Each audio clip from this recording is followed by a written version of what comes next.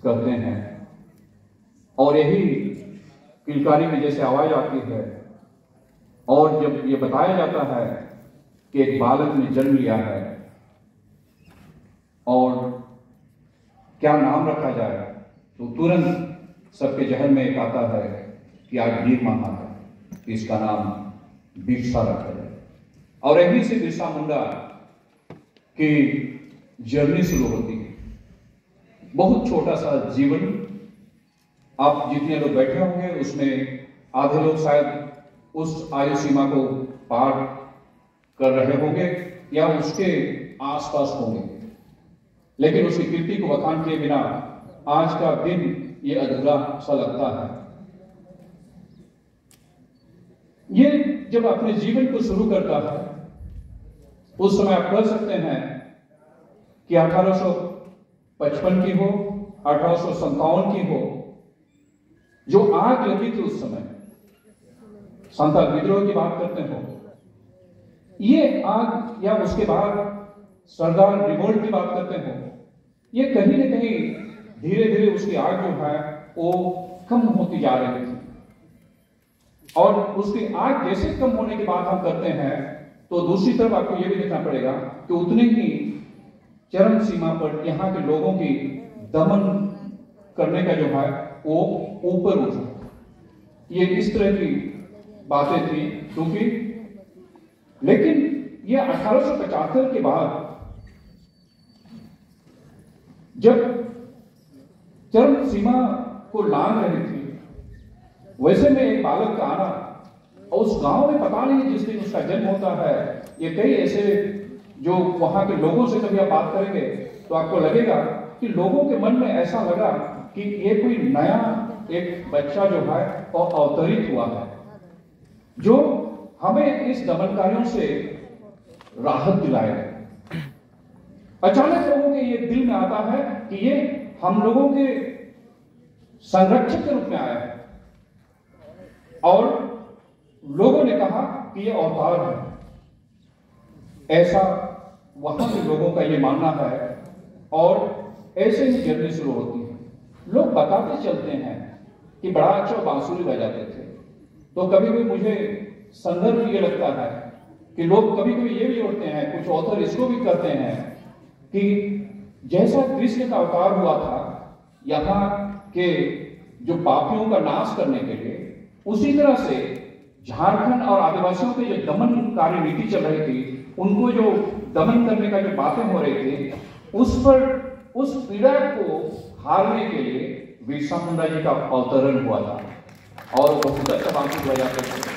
जैसा कि रेक्टर साहब ने ये कहा कि वो उनकी जीवन जो बचपन है वो बहुत संपूर्ण नहीं था। उनकी प्रारंभिक शिक्षा वही गांव के स्कूल में होती है, लेकिन उसके बाद मन में आगे बढ़ने की लालसा रहती है, और उसी में उनका परिवार पलायन करता है, और ये अपने जन्म स्थल को छोड़कर वो लोग चायोसा चले जाते हैं, जहां जर्मन मिशन की बात की गई है।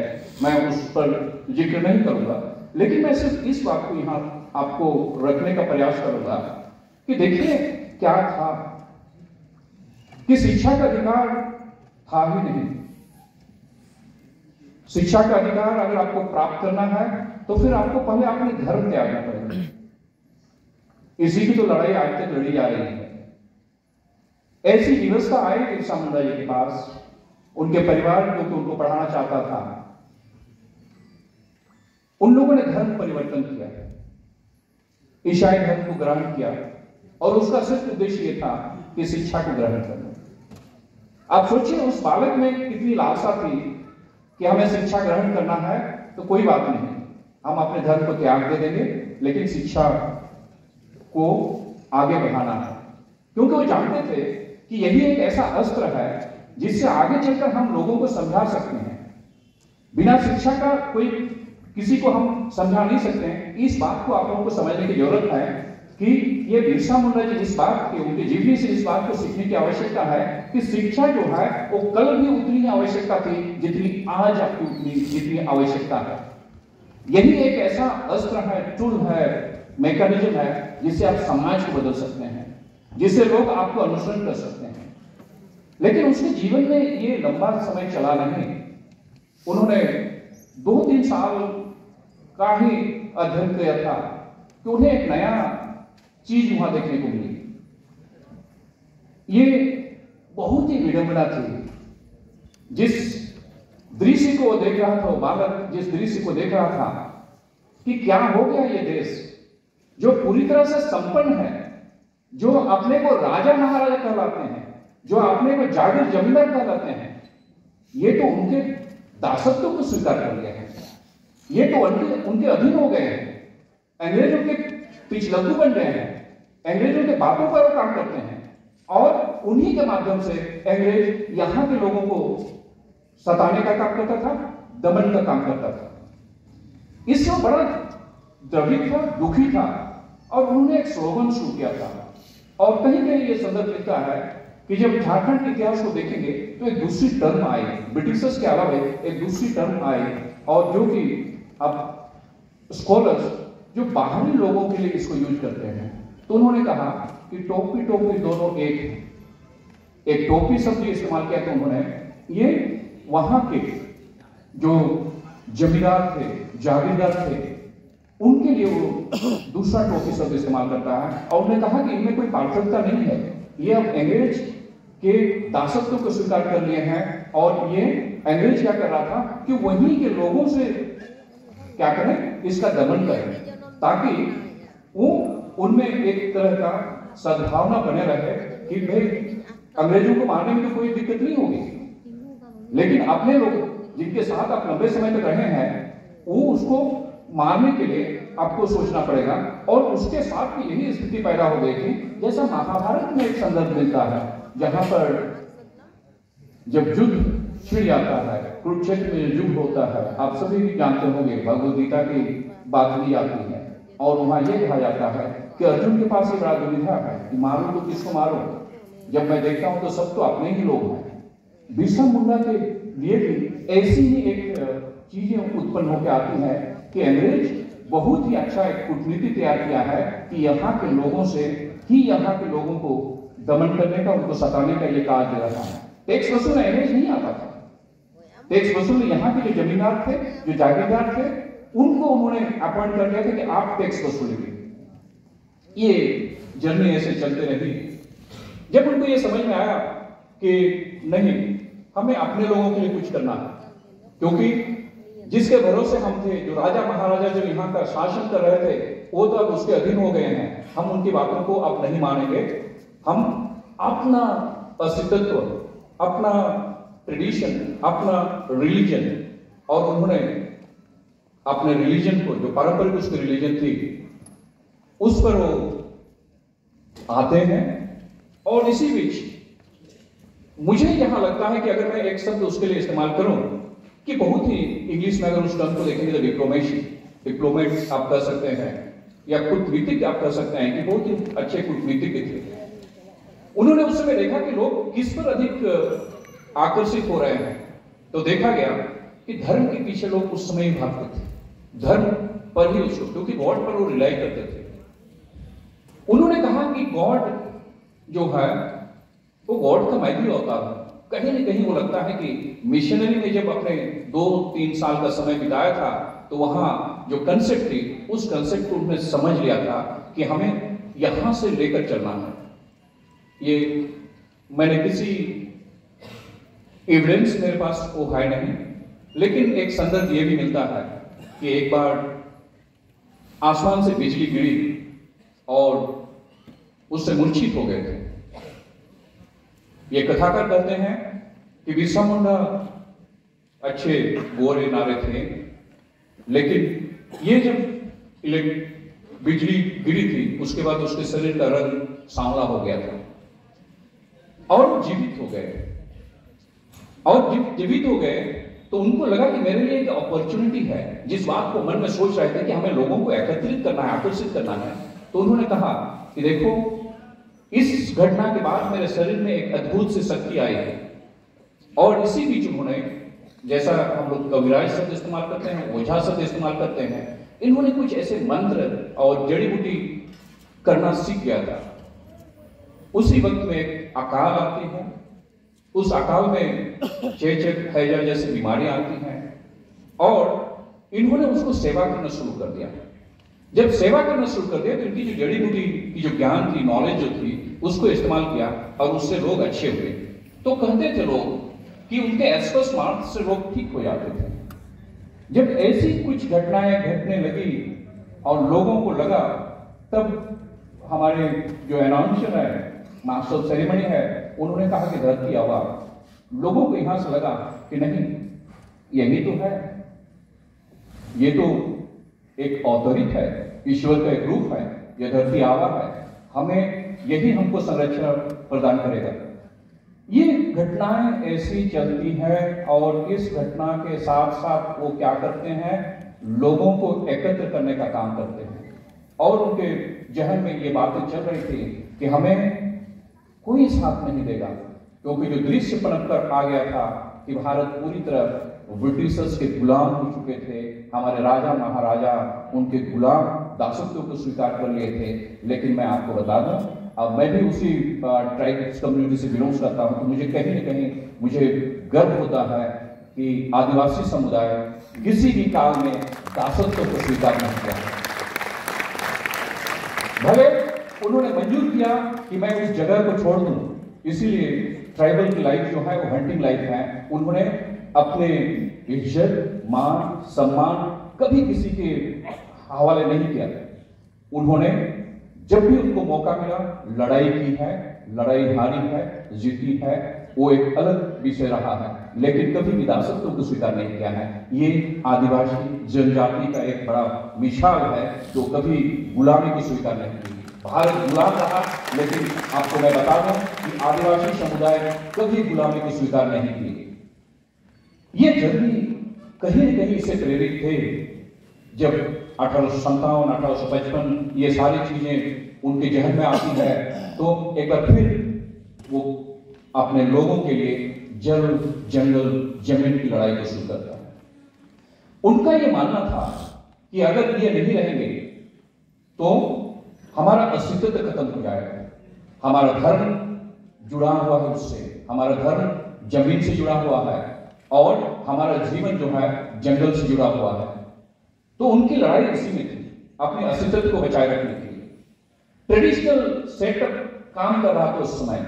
विल्किंसन रूल को आप जब पढ़ेंगे तो आप देखेंगे मानकी मुंडा व्यवस्था बहुत सुदृढ़ वो काम कर रही थी और इसी के बल से उन्होंने लोगों को एकत्रित करने का प्रयास किया और लोगों को यह बताने का प्रयास किया कि आपका अस्तित्व तब तक बचा रहेगा जब तक आप इस जल, जंगल, जमीन को आप बचा पाएंगे। लेकिन 1882 एक ऐसा समय आता है जहां पर ब्रिटिश सरकार एक फॉरेस्ट अधिनियम लागू कर देती है। उस फॉरेस्ट नियम में यह प्रावधान बनाया जाता है कि आदिवासियों को जंगल का अधिकार जो था, जो अपने जीवन यापन के लिए इस्तेमाल करते थे, उससे वंचित किया गया। और यहीं से विद्रोह की बातें पनप कर आती हैं कि अब तो हमें ऐसे नहीं मिलेगा, हमें लड़ाई लड़ के लेनी पड़ेगी। और यहीं से उन्होंने उलगुलान को आगे बढ़ाता है। उलगुलान शब्द जो है वो आज भी जीवित है। उलगुलान कभी मरने वाला नहीं है। उलगुलान जब भी कोई किसी पर दमनकारी कोई भी आगे बढ़ेगा, किसी चीज को दमन करेगा, तो ये उलगुलान ही ऐसा एक शब्द है जो हमें बचा कर रखा है और रखेगा। और उलगुलान से तात्पर्य है बिरसा मुंडा। उलगुलान से तात्पर्य है बिरसा मुंडा की जलाई गई मशाल।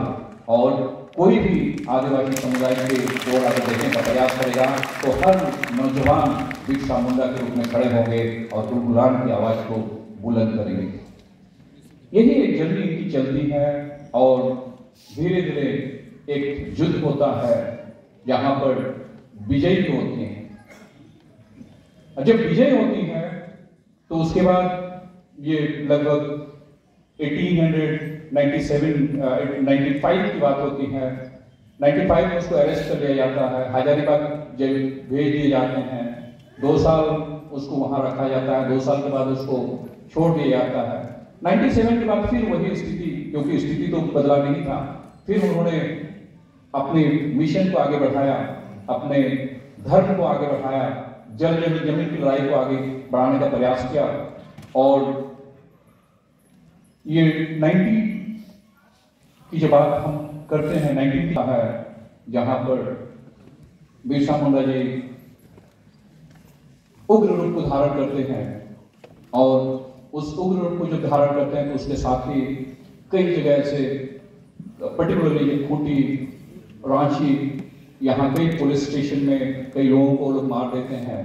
अंग्रेज के पास कोई अल्टरनेट नहीं रहता है कि अब अगर बिरसा मुंडा को नहीं रोका गया तो फिर हमारा जीना हराम कर देगा। तो वही फिर कूटनीति, अंग्रेज की कूटनीति एक अलग होती थी। उन्होंने अपने ही लोगों को लगा दिया कि ये पता लगाओ कि बिरसा कहाँ है, और ये संदर्भ मिलता है कि उस समय 500 रुपये उसको, जो भी आदमी उसके बारे में सूचना देगा उसको 500 रुपये इनाम दिए जाएंगे। आज के समय में अगर आप वो देखेंगे तो 50 लाख से भी ऊपर होंगे। किसी भी आदमी के पास अगर उसमें इतना पैसा आएगा तो स्वाभाविक है कि वो बताएगा। और यही घटना घटती है और मुंडा जी के बारे में बताया जाता है। अंग्रेज उसको अरेस्ट करती है और रांची कारागार में उसको डाल दिया जाता है। अभी भी ऐसा है कि उनकी जो आवाज थी और वो आवाज को बुलंद करते रहे। ये लोग बताते हैं कि जब भी वो जेल में उनसे कोई मिलने आता था, मिलने को नहीं दिया जाता था, लेकिन उसके जाने के पहले उन्होंने आवाज बुलंद किया था, वो सबसे आज भी वो नारा चलती है। अब कहीं न कहीं लगता है कि जब भी ये शब्द आते हैं कि अब वो देशम अब राज, इसका अर्थ यह होता है कि हमारा देश, हमारा राज्य, शासन व्यवस्था हमारी रहेगी। ये आवाज चलती आ रही है, ये रुकी नहीं हुआ। 9 जून एक ऐसा समय था, 9 जून 1900 को बिरसा शहीद हो गए, लेकिन शहीद होने के साथ उन्होंने अपनी आवाज को हम लोग के लिए छोड़ दिया। और हम लोग की ये कर्तव्य बनता है कि उस गुलाम को कहां तक हम लोग ले जा सकते हैं। इसका रिफ्लेक्शंस में थोड़ा सा आगे करते हुए मैं अपनी बात को समाप्त करूंगा, क्योंकि 20 मिनट हो गए हैं। 2-4 मिनट ले लेता हूं। 20 मिनट का टाइम था मेरे पास, 2-3 मिनट समय लूंगा। इसका रिफ्लेक्शंस ऐसा नहीं है कि अंग्रेज बड़े हम लोग पर हमदर्दी हो गए। जो अधिकार उन्होंने छीना था बिरसा मुंडा जी के जाने के बाद, उनको लगा कि कई बिरसा जन्म लेंगे, क्योंकि जो उन्होंने बीज बो दिया है वो धीरे धीरे पनपेगा। आज नहीं तो 10 साल बाद पनपेगा, और हमारे लिए ऐसे ही डिश हारमोनी रहेगी। तो फिर हमको भारत में, क्योंकि दूसरे लोग भी आवाज उठा रहे थे 19वीं, जब हम 1900 के बाद की बात करते हैं तो दूसरे जगह भी ये आग लगने लगे थे कि अब हमें सौराष्ट्र अंग्रेज को भगाने की बात चल रही थी। तो उनको लगा कि हमें कुछ करना पड़ेगा, ताकि ये जो रिवोल्ट है, ये जो मुंडा, बिरसा मुंडा पे जो एक आग लगा दी गई है, उस आग को कैसे कम किया जाए। तो उन्होंने एक अधिनियम, जिसको हम लोग कहते हैं कि छोटा नागपुर कास्करी अधिनियम, छोटा नागपुर टेनेंसी है, 1908 में पारित होता है। तो ये ऐसा हम लोग को समझने की जरूरत है कि अंग्रेज हमारे बड़े हितैषी थे कि आदिवासियों की जमीन को संरक्षित करने के लिए उन्होंने यह अधिनियम बना दिया, क्योंकि उनके पास कोई विकल्प नहीं था। क्योंकि डिसहार्मनी इतनी हो गई थी कि अब और कहीं अधिक ये डिमांड बढ़ने लगे, पूरे देश में फैल जाए।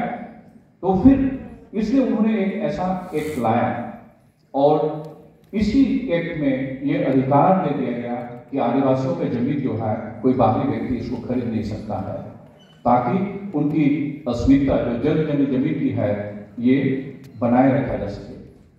कालांतर में हम लोग देखते हैं कि भारत आजाद होता है।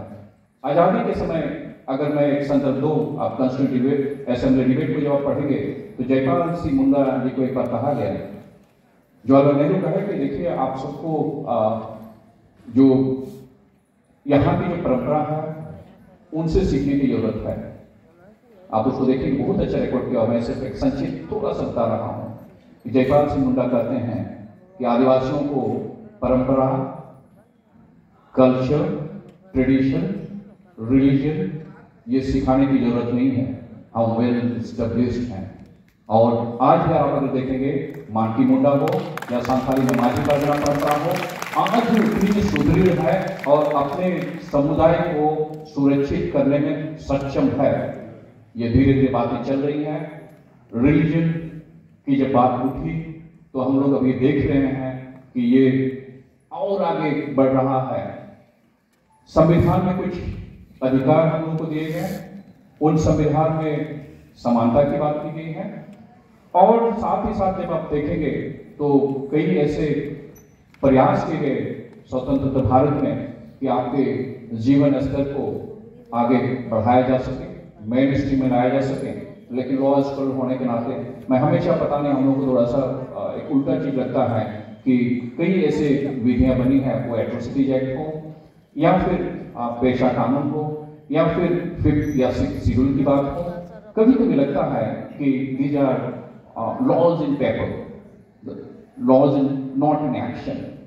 हमें एक्शन में लाने की जरूरत है और एक्शन में लाने के लिए हम लोग को लगता है कि हर किसी को अधिकार के बारे में जागरूक करना जरूरत है। बहुतों को नहीं पता है कि उसका अधिकार क्या है, बहुतों को नहीं पता है कि 5th शेड्यूल क्या है, 6th शेड्यूल क्या है, हमारे अधिकार क्या है, छोटा नागपुर टेनेंसी एक्ट में क्या दिया हुआ है, संथाल परगना टेनेंसी एक्ट 1949 में क्या व्यवस्था किए गए हैं, उनकी जमीन कैसे संरक्षित की जाए, इन सारी चीजों को जागरूक करने की जरूरत है। साथ ही साथ मेरे आने वाले जो जनरेशन है आपको बता दूं कि इन सारे महानायकों की बहुत ही छोटी छोटी कहीं पर एक एक पैरा लिखा गया है।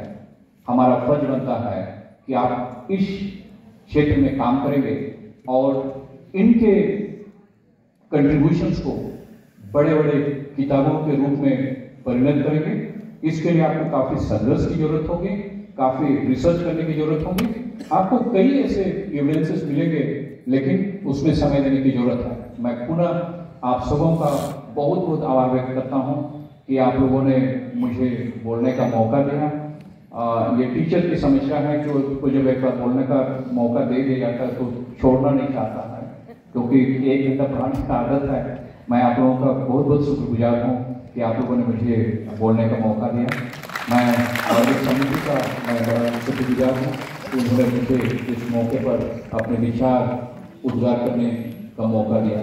मैं पुनः आप लोगों को इस जनजातीय गौरव दिवस की ढेर सारी शुभकामनाएं देता हूँ। साथ ही साथ मैं झारखंडी हूँ, इसलिए आप लोगों को झारखंड दिवस की ढेर सारी शुभकामनाएं देता हूँ।